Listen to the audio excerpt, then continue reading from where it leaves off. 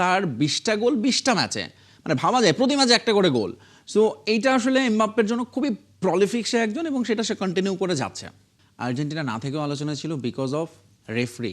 বিশ্বকাপ ইতিহাসে প্রথমবারের মতো 5টা ম্যাচ অফিসিয়াল 5টা একই দেশ থেকে দেওয়া হয়েছে। আপনাদের সাথে আছি আমি তাজিন খন্দকার। মঞ্চটা ছিল প্রতিশোধের। গেল বিশ্বকাপের সেমিফাইনালে হারের ক্ষত আর বুকের ভেতর জমানো ক্ষোভ নিয়ে বোস্টনের মাঠে নেমেছিল মরক্কোর আটলাস লায়ন। কিন্তু দিন শেষে ফরাসিদের অ্যাগ্রেসিভ ফুটবল আর নিখুঁত ট্যাকটিক্যাল গেম প্লেয়ের সামনে মরক্কোর সেই রূপকথা যেন মিলিয়ে গেল নিমিষে। ফরাসি ঝড়ে চূর্ণ আশরাফ হাকিমের দল। এক ঝড়ে যে ওদের সুখের ঘর ভেঙে চুরে লণ্ডভণ্ড, সেই গল্পটাই এবার জানার চেষ্টা করব। এমবাপ্পেরা হ্যাট্রিক করলো ফ্রান্স, মরক্কোকে হারিয়ে সেমিফাইনাল নিশ্চিত করেছে ফরাসিরা। টানা দ্বিতীয়বারের মতো শেষ চারে খেলার সুযোগ ছিল মরক্কোর সামনেও, কিন্তু এমবাপ্পেদের হাই স্পিডের সাথে তাল মেলাতে পারেনি আশরাফ হাকিমিরা। অন্যদিকে আরও এক ম্যাচে ক্লিন শিট ধরে রেখেছেন মাইক মাইনান। আবু নাইমের ম্যাচ রিপোর্ট। এমবাপ্পের উড়ন্ত উদযাপন আর দেমবেলের কিলার স্মাইল। মরক্কোকে নিয়ে ফ্রান্স যা করলো তা এই দুই ছবিতেই স্পষ্ট। আর রেকর্ড, সেটা তো ফরাসিদের সামনেই মুখ থুবড়ে পড়েছে বারবার। টানা 3 বিশ্বকাপের সেমিফাইনালে খেলার কীর্তিরা এখন এমবাপ্পেদের। আফ্রিকান কোন দেশ হিসেবে মরক্কোর সামনেও সুযোগ ছিল ইতিহাস গড়ার। টানা 2 সেমিফাইনাল খেলার খুব কাছেই ছিল ওরা, শুধু সামনে ছিল এমবাপ্পে বাধা। আর এই একজনের কাছেই খেই হারিয়েছে মরক্কো। ফার্স্ট হাফ শেষ, সেকেন্ড হাফেরও বড় একটা সময় পার হয়ে যাওয়ার পরেও গোলের দেখা পায়নি কোনো দল। আর তখনই স্পটলাইটে হাজির কিলিয়ান এমবাপ্পে। 60 মিনিটের ওই এক ঝড়েই এলোমেলো হয়ে পড়ে হাকিমির মরক্কো। ফ্রান্সের খেলার সৌন্দর্য বোধহয় এখানেই। পুরো দলটা কখনোই একজন নির্ভর না, স্কোয়াডের প্রায় প্রত্যেকেই ম্যাচের মোড় ঘুরিয়ে দিতে পারে। সেটার প্রমাণ রেখে এমবাপ্পের গোলের ঠিক 6 মিনিট পরই দেমবেলে হাসেন তার সেই আইকনিক হাসি। কারণ ও পেয়ে গেছে চলতি টুর্নামেন্টে নিজের 5 নম্বর গোল। আর বারকোলা অলিসে দুয়ে ওরা তো এই ম্যাচের আরেক সাইড। চোট পেয়ে এমবাপ্পে মাঠ ছাড়লেও অ্যাটাকটা জারি রেখে ঠিকই ম্যাচে মরক্কোকে করেছে কোণঠাসা। হাকিমিরা ঠিক কতটা চাপে পড়েছিল তার প্রমাণ দেখুন স্ট্যাট থেকে। 48% বল পজিশন ধরে রাখলেও 22টা শট নিয়েছে ফ্রান্স, যার মধ্যে 8টাই ছিল অন টার্গেটে। আর মরক্কোর শট 5টি অন টার্গেটে, সেখানে মাত্র 1টি।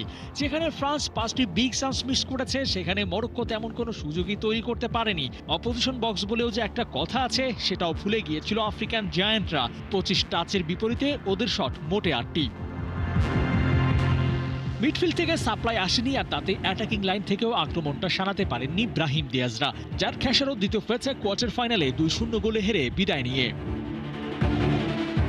তবে এই ম্যাচের আলোচিত ঘটনা কিলিয়ান এমবাপ্পের পেনাল্টি মিস। যে স্পটটায় লিওনেল মেসি দখলে, সেখানে এবার ফরাসিও নাম লেখালেন।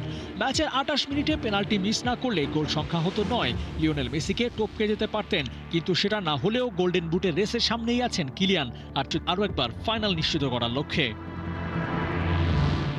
Abu Naim. France Morocco match নিয়ে আমরা আলোচনা করব। আমাদের সঙ্গে স্টুডিওতে আছেন ক্রীড়া সাংবাদিক ফয়সাল তিতুমির। যাচ্ছি তার কাছে। তিতুমির, আপনাকে স্বাগত আমাদের স্টুডিওতে এবং গুড মর্নিং। গতকাল রাতে দারুণ একটা ম্যাচ দেখলাম। আমরা ভেবেছিলাম যে গত বিশ্বকাপের সেমিফাইনালের পুনরাবৃত্তিটা আবার হবে না, কিন্তু সেটাই হলো। এবং আমার কাছে একটু শকিং লেগেছে যে এমবাপ্পের মতো এরকম, Mbappe is the sensation, right? So Mbappe এমন একটা পেনাল্টি মিস করলেন, এবং সেখানে আসলে বুনো যেভাবে দুর্দান্ত সেভটা করে, এটাকে ম্যাচের মোড়টা ঘুরিয়ে দেওয়ার একটা বড় টার্নিং পয়েন্ট হতে পারতো কিনা, যেটা মরক্কো কাজে লাগাতে পারতো। এক্স্যাক্টলি হতে পারতো যদি মরক্কো কাজে লাগাতো। আপনি যেটা বললেন তাই, মরক্কোর বরং খেলা খুবই সারপ্রাইজ করেছে আমাকে। একদম। আমি তো এক্সপেক্ট করেছিলাম আশরাফ হাকিমিরা মানে খুব দারুণ একটা চমক দেখাবে।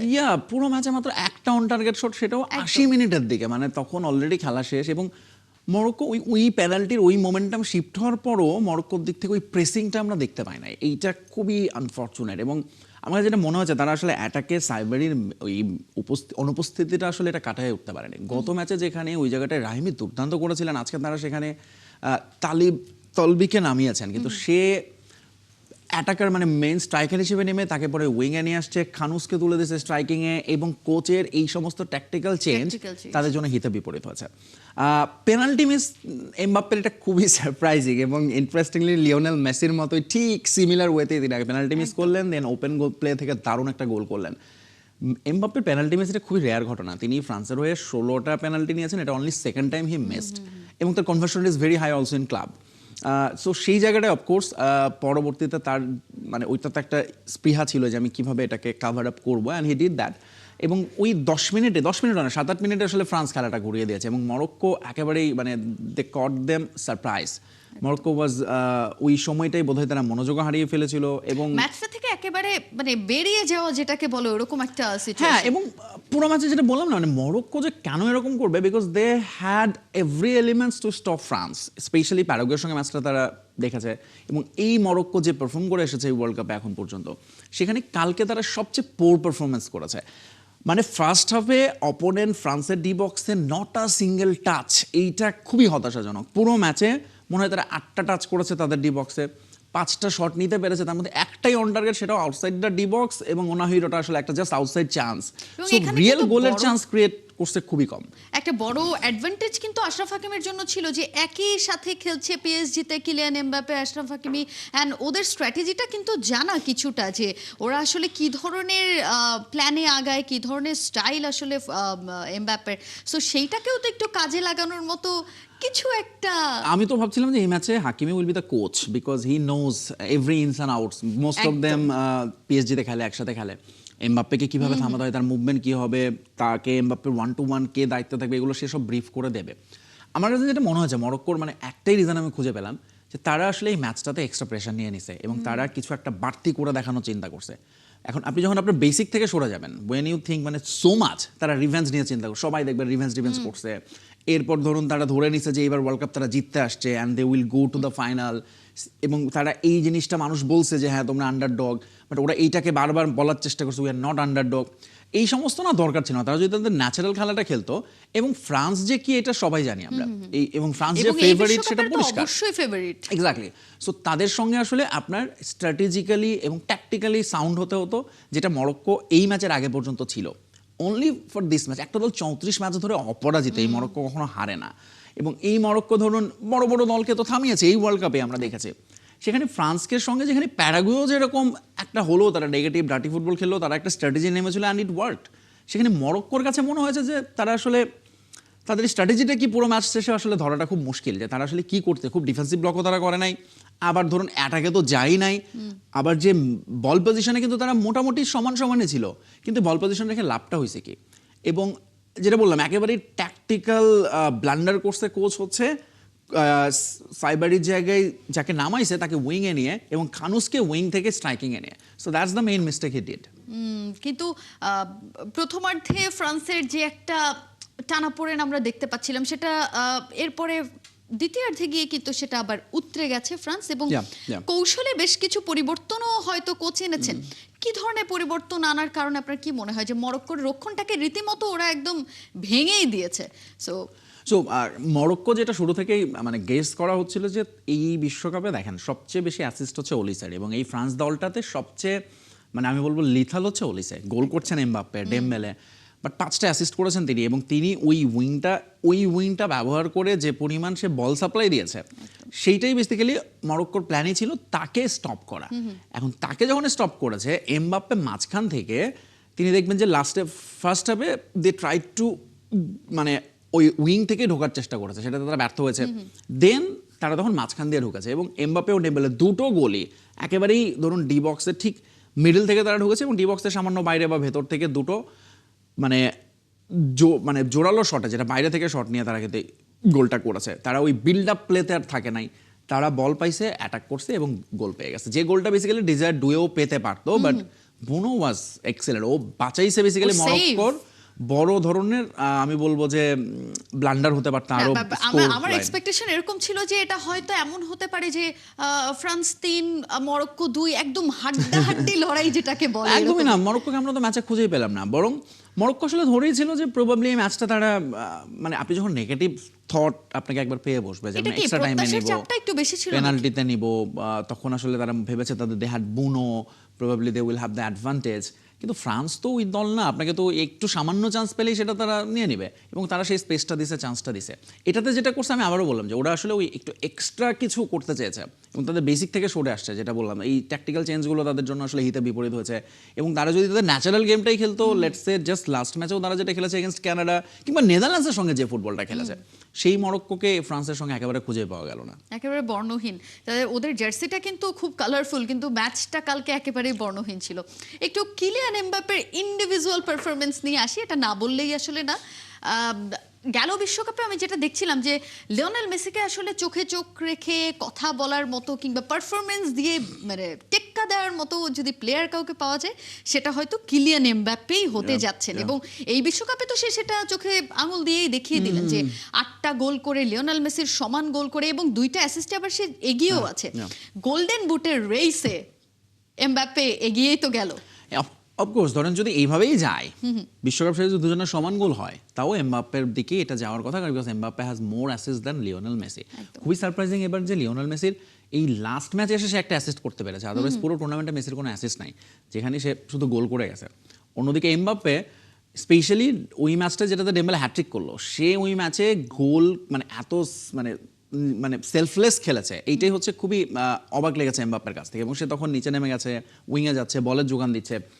এবং এমবাপ্পে আসলে ফ্রান্সের এমবাপ্পে ইজ ডিফারেন্ট, সেটা গত দুটো ওয়ার্ল্ড কাপে আমরা দেখেছি, এই ওয়ার্ল্ড কাপেও আমরা দেখছি। সো অফকোর্স লিওনেল মেসির ধরেন রেকর্ড যেটা এই বছর আমরা গোল্ডেন বুটের কথা বলছি, বাট ওভারঅল যে রেকর্ড সেটা যে এমবাপ্পে ভেঙে দেবে এটাতে আসলে কোনো সন্দেহ থাকার কথা নেই, কারণ তার কনভার্সন রেট, সে তার 20টা গোল 20টা ম্যাচে, মানে ভাবা যায় প্রতি ম্যাচে একটা করে গোল। সো এইটা আসলে এমবাপ্পের জন্য খুবই প্রলিফিক সে একজন, এবং সেটা সে কন্টিনিউ করে যাচ্ছে। এবং সেই সাথে তার দলের যে দলটা পেয়েছে, চ্যাম্পিয়ন দল সব, ধরুন এইরকম একটা যখন আপনার ফ্রন্টে এরকম ত্রয়ী থাকে, অলিসে এক পাশে ধরুন বারকোলা বা ডুয়ে, তারা দুর্দান্ত করছে, ডেম্বেলের মতো ফুটবলার আছে, সেখানে আসলে এমবাপ্পে অফকোর্স তিনি ওইটুকু একটু রিল্যাক্স হতেই পারেন মাঝে মধ্যে। তিনি ধরুন গোল পেনাল্টি মিস করার পরও তিনি কনফিডেন্স নিয়ে তিনি আসলে ম্যাচে ফিরবেন এবং সেটা করতে পেরেছেন। সো এই ফ্রান্স দুর্দান্ত, এবং অফকোর্স তাদের এই দলটার আমি বলবো যদি নেতা বলি বা দলটার যদি প্রাণভ্রমরা বলি, সেটা হচ্ছে এমবাপ্পে। একটু প্রেডিকশনই যদি আপনার কাছে জানতে চাই, এবারের সেমিফাইনাল পর্যন্ত তো আমরা একটা আশা আসলে দেখতেই পাচ্ছি যে ফ্রান্স অলরেডি তাদের টিকিটটা কেটে ফেলেছে। ফাইনালটা কি হতে পারে আপনার কি মনে হয়? প্রেডিকশন, জাস্ট প্রেডিকশন তো এই পাশ থেকে ফ্রান্স, ওই পাশ থেকে আর্জেন্টিনা, গেলবারের পুনরাবৃত্তি হতে যাচ্ছে। এবং এটাই আসলে হয় ওয়ার্ল্ড কাপে, মানে একটা করে ফেজ যায়। ধরুন 1986 এবং 1990-তে দুটো ফাইনাল খেলেছে আর্জেন্টিনা জার্মানি, এরপর 94 থেকে 2 পর্যন্ত ফাইনাল খেলেছে ব্রাজিল, তারপর ধরুন এখন it's time for France and Argentina, যারা আসলে 18 পরে দেখেন আপনি 22 গেল এবং এটা আসছে। সো এটাই আসলে হওয়ার কথা। এন্ড নাওডেজ কিন্তু ব্রাজিল আর্জেন্টিনার যে উত্তাপটা ছিল, সেই উত্তাপটা লাতিন ক্লাসিকো বাদ দিলে যদি আমি বলি, ওই রকম হাই ভোল্টেজ ম্যাচ, ওরকম ব্লকবাস্টার থ্রিলার বলতে কিন্তু ফ্রান্স আর্জেন্টিনা ম্যাচটাকে একেবারে সবার তালিকার উপরেই রাখা যায় একদম। এবং এই দুটো দলের একটা দারুণ দ্বৈরথ হয়ে গেছে গত বিশ্বকাপ থেকে বিশেষ করে। এবং এই ম্যাচে আপনি যদি দেখেন, আর্জেন্টিনা না থেকেও আলোচনা ছিল বিকজ অফ রেফারি। বিশ্বকাপ ইতিহাসে প্রথমবারের মতো 5টা ম্যাচ অফিসিয়াল 5টা একই দেশ থেকে দেওয়া হয়েছে, সেটা অবশ্যই একটু আলোচনার জন্ম দিয়েছিল। আমার মনে হয় ফিফাও সেটাই চেয়েছিল, একটু আলোচনা হোক, মানুষ যেহেতু অনেক রকম বিতর্ক হচ্ছে রেফারিং নিয়ে। সো আর্জেন্টিনার ম্যাচে ফ্রান্স রেফারি, ফ্রান্সের ম্যাচে আর্জেন্টিনার রেফারি, খুব ইন্টারেস্টিং। এবং এই যে ফ্রান্স আর্জেন্টিনার যে আসলে সম্ভাব্য যে তারা ফাইনালিস্ট, এটা মনে হয় ওয়ার্ল্ড কাপের আগে থেকেই মানে আমার পার্সোনালি তো বিশ্বাস ছিল, এবং অনেকে এটা বলছিলেন, তো এটাই হওয়ার কথা। কারণ ফ্রান্স যে লেভেলে ফুটবল খেলছে, সেই লেভেলের কাছাকাছি ফুটবল খেলছে আর্জেন্টিনা। আমি বলবো না যে ফ্রান্সের চেয়ে বেটার খেলছে, কারণ আর্জেন্টিনার অনেক স্পেশালি গত দুটো ম্যাচে রাউন্ড অফ 32 এবং 16-এ আমরা আর্জেন্টিনার কিছু উইক লিংকস আমরা দেখতে পাচ্ছি। এবং লাস্ট ম্যাচটাতে তো রীতিমতো ভয় ধরিয়ে দিয়েছিল যে কি হবে এরকম একটা অবস্থা। তবে ইন্টারেস্টিং হবে যদি ফ্রান্সের সঙ্গে স্পেন সেমিফাইনালে যেতে পারে, কারণ স্পেন হচ্ছে এই ওয়ার্ল্ড কাপে এখন পর্যন্ত কোনো গোল হজম করে নাই, এবং এই ফ্রান্সকে থামানোর জন্য মানে Spain had the better ability than any other team. আমি বলবো আর্জেন্টিনার চেয়েও এবার ওয়ার্ল্ড কাপে স্পেনের বেশি সম্ভাবনা আছে ফ্রান্সকে ঠেকানোর, কারণ তারা যেরকম অর্গানাইজ ফুটবল খেলছে। এবং এই ওয়ার্ল্ড কাপের মিডফিল্ড, ধরুন আমরা তো ওয়ার্ল্ড কাপের আগে বলছিলাম পর্তুগালের মিডফিল্ড অনেক ভালো, এই ওয়ার্ল্ড কাপে অবভিয়াসলি আর্জেন্টিনার মিডফিল্ডের কথা হচ্ছে ফ্রান্সের, বাট স্পেনের মিডফিল্ড যদি আপনি দেখেন দ্য বেস্ট, এবং তাদের ধারে কাছে আর কেউ নয়। রদ্রি, ওলমো, পেদ্রি, এরা তিনজন মিলে যা করছে মানে একেবারে আনবিলিভেবল। ফলে আজকের ম্যাচটায় বেলজিয়ামের সঙ্গে একটা দারুণ ম্যাচ হবে, আই হোপ এক্সপেক্ট, কিন্তু যদি স্পেন যায় সেমিফাইনালে তখন আসলে ওই ম্যাচটা 50-50 হয়ে যাবে, তখন আর এত কনফিডেন্সের সঙ্গে আমি বলতে পারবো না যে France will play the final. Individual একটা পারফরমেন্স, আমি এই আলোচনাটাই আসতাম। স্পেন বেলজিয়াম ম্যাচ রাতে আরো একটা সবার আগ্রহের তুঙ্গে থাকা একটা ম্যাচ, কারণ স্পেন কি করবে না করবে এটা নিয়ে সবার আগ্রহ থাকে। সেখানে লামিন ইয়ামালের পারফরমেন্স, লামিন ইয়ামালকে নিয়ে আসলে সবার এক্সপেকটেশনটা অনেক বেশি, যেমন কিলিয়ান এমবাপ্পেকে নিয়ে সবার এক্সপেকটেশন একেবারে হাই থটসে থাকে অলওয়েজ। সো সেই জায়গাটাতে লামিন ইয়ামাল এবার আলো ছড়াতে পারছেন না। লামিন ইয়ামালের জায়গাটা থেকে তার তো অনেকগুলা অপশন ছিল যে সে এই দলটাকে আরো অনেক ভালো একটা জায়গায় নিয়ে যেতে পারতো। লামিন ইয়ামালের সবচেয়ে বড় অপশন ছিল মরক্কোর হয়ে খেলা, এবং সেটা খেললে দারুণ একটা ব্যাপার হতো, বিকজ আসলে এই মরক্কোর দলটার ওটার একটা অভাব ছিল, একটা দুর্দান্ত ফিনিশার, একটা দুর্দান্ত ধরুন যে আসলে গোল করবে। এইটা সাইবরি ছিলেন, সেটা না আচ্ছা ইয়ামালের প্রসঙ্গে ছিলাম। সো ইয়ামাল যেহেতু স্পেনের হয়ে খেলছে এবং স্পেন অতিরিক্ত ইয়ামাল নির্ভরতা খুবই মানে প্রকট একদম প্রথম ম্যাচ থেকে, এবং ইয়ামালের যেটা এবার হয়েছে তিনি একটা ইনজুরি থেকে এসেছেন, ফলে একজন ফুটবলার, যেটা হুলিয়ান আলভারেজের ক্ষেত্রে হয়েছে, দেখেন কি দুর্দান্ত সিজন কাটিয়ে এসে ওয়ার্ল্ড কাপে তিনি ফ্লপ, কারণ হচ্ছে ইট টেকস টাইম, এবং যে ছিল অ্যাথলেটিকোতে এবং যে পরিমাণ হচ্ছে ধরুন তাকে প্রেশার নিতে হয় ওয়ার্ল্ড কাপের মঞ্চে, অ্যাট দ্য সেম টাইম ধরুন ওই একটা প্রেশার থাকে, এই সব কিছু মিলে ইয়ামালের উপর অতি নির্ভরতা খুব মানে দৃশ্যমান। কীরকম দৃশ্যমান?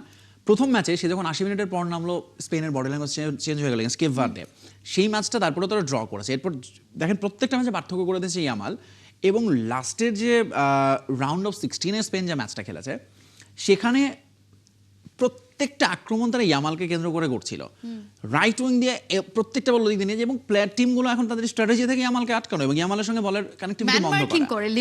ফলে ইয়ামাল যখন স্ট্রাগল করে পুরো স্পেনই স্ট্রাগল করছে। এই জায়গাটাই ধরুন অফকোর্স এটা দুদিক থেকে, এখন ইয়ামালের জন্য এটা একটা চ্যালেঞ্জ যে তিনি আসলে কিভাবে এবং কোচ তাকে কিভাবে ব্যবহার করতে পারেন, তাকে কি একবার ফলস নাইন হিসেবে খেলিয়ে দেখতে পারেন কিনা, probably that could be a better option, যেটা ধরুন লিওনেল মেসির ক্ষেত্রে করা হয়েছিল বহু বছর আগে। কারণ ইয়ামাল এখন খুবই প্রেডিক্টেড হয়ে গেছেন ওই জায়গাটায়, এবং সবার এখন নজর থাকে ওইখানে, এবং ইয়ামাল যখন ওই জায়গা থেকে বল যোগান দিতে পারছে না বা সে গোল করতে পারছে না, স্পেন ভুগছে। ফলে অফকোর্স এইটাই হচ্ছে মেইন রিজন যে ইয়ামাল কেন সেভাবে আলোচনাতে পারে, একে তো তার ইঞ্জুরি থেকে তিনি এসছেন, এবং অ্যাট দ্য সেম টাইম তার খেলাটা আসলে খুব প্রেডিক্টেড হয়ে গিয়েছে। We hope France Spain final দেখতে না পারলেও আর্জেন্টিনা ফ্রান্স ফাইনাল দেখতে পারবো। আপনাকে অসংখ্য ধন্যবাদ আমাদের সঙ্গে যুক্ত হওয়ার জন্য।